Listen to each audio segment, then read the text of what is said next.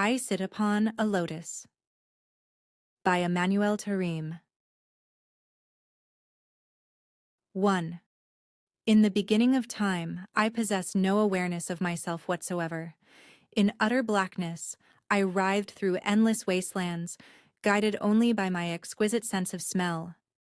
I knew neither where I had come from, nor how I had entered existence. At the same time, I lacked any ability to reflect upon this state of fundamental ignorance.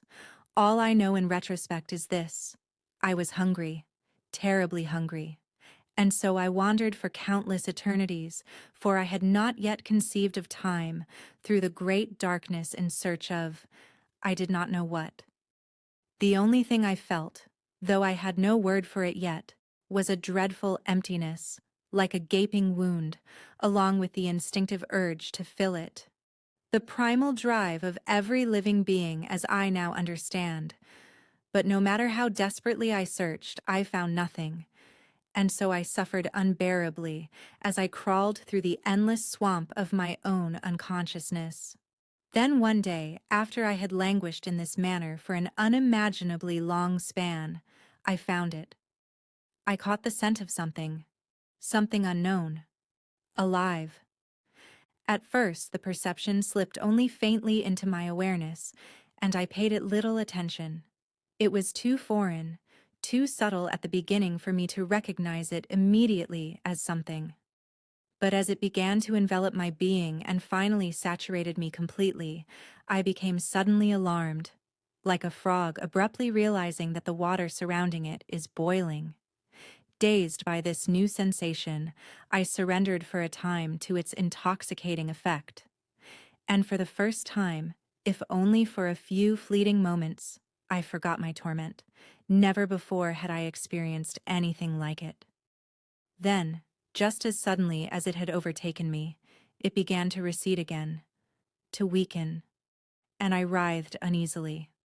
Whatever this was, I had to keep it. It must not vanish. Instinctively, I began to move and noticed that the sensation swelled once more, only to weaken again moments later. Once again I moved, and once again the sensation intensified. So I picked up the trail and began to follow it, determined to hold on to the unknown something for as long as possible. I needed more of it. Much more. When, a short while later, I tracked down the source of the scent, everything happened very quickly and seemingly without my volition. I devoured my discovery on the spot. For the first time, I experienced something akin to satisfaction, my first positive feeling. This was the story of my first hunt. 2. The feeling lasted only briefly. I had been hungry for far too long. I needed to repeat the experience. Now that I had tasted happiness, the contrast between it and the yawning emptiness within me became all the more apparent. Before, I had suffered. But since I had known nothing else, I had accepted that state as my unalterable fate and endured it without complaint. But now I had awakened to the possibility of relief, and paradoxically, I suffered all the more in its absence. Before, I had not known that I dwelled in hell, and therefore could not have missed heaven, of which I had now, so unexpectedly, caught a glimpse. In the time that followed, I directed all my willpower, my entire inner being, toward the single goal of attaining once again that heavenly state of deliverance. My search, which had once been unconscious in nature, had now become a conscious one. I knew what I was searching for, and I would not cease until I found it. This all-consuming drive compelled me to use my intelligence in ways previously unimaginable and to devise strategies, as I now call them in retrospect, in order to achieve my goal more frequently and more swiftly. The hunt became the sole meaning of my existence, and I soon became a master of it. At first, I returned to the site of my initial kill, and from there, guided by my sense of smell, I began exploring the surrounding terrain in ever-widening circles. For the first time, I was forced to make use of memory. I memorized my surroundings through various landmarks until I possessed a map of them within my mind. Once I had systematically searched one area for prey, I moved onward, charting and combing through another. Thus I found prey more and more frequently and learned constantly. With every successful hunt, I also grew more skillful in the act itself. I learned to associate different scents, meaning different kinds of prey, with different patterns of behavior such as flight, paralysis, or aggression, and I began adapting and preparing myself accordingly. Through regular feeding, I continued to grow in size and strength. Soon, I dared to attack prey I previously would not have approached. At the same time, my appetite became ever more insatiable. I learned to suffocate my prey and shatter all their bones before swallowing them whole, flesh and all. In this, my powerful elongated body, which was little more than a single great muscle, and my unhinging jaws served me well. To my own astonishment, I grew and grew without end, and in order to satisfy my unimaginable hunger, I became less and less selective in my choice of prey. I began devouring entire landscapes, rocks and trees included, until one day I consumed the entire world and all beings within it. At last, my hunger was satisfied.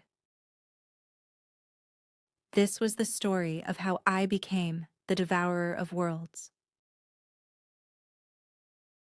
3.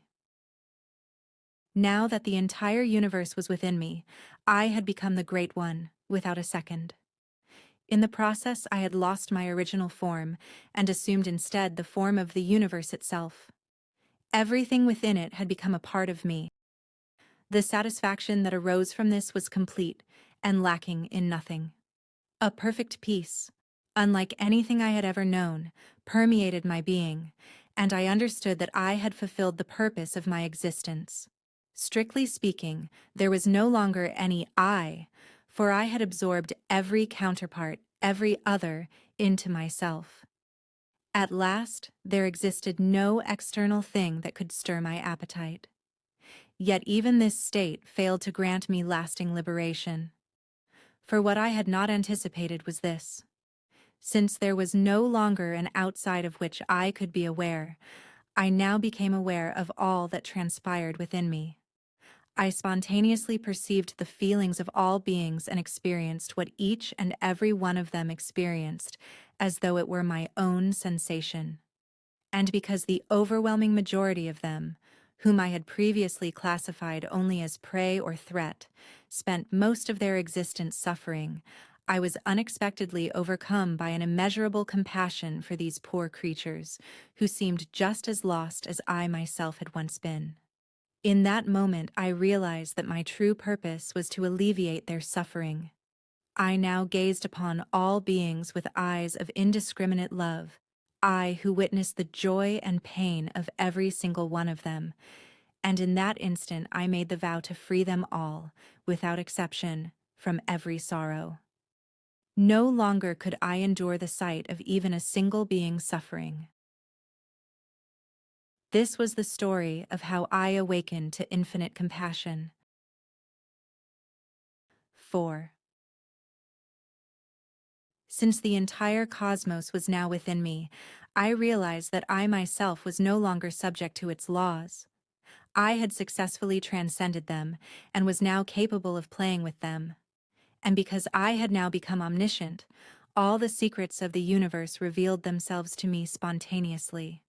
Not even the most subtle connection remained hidden from my sight. To be continued. Author, Emanuel Tareem, also known as Stephen Nzume.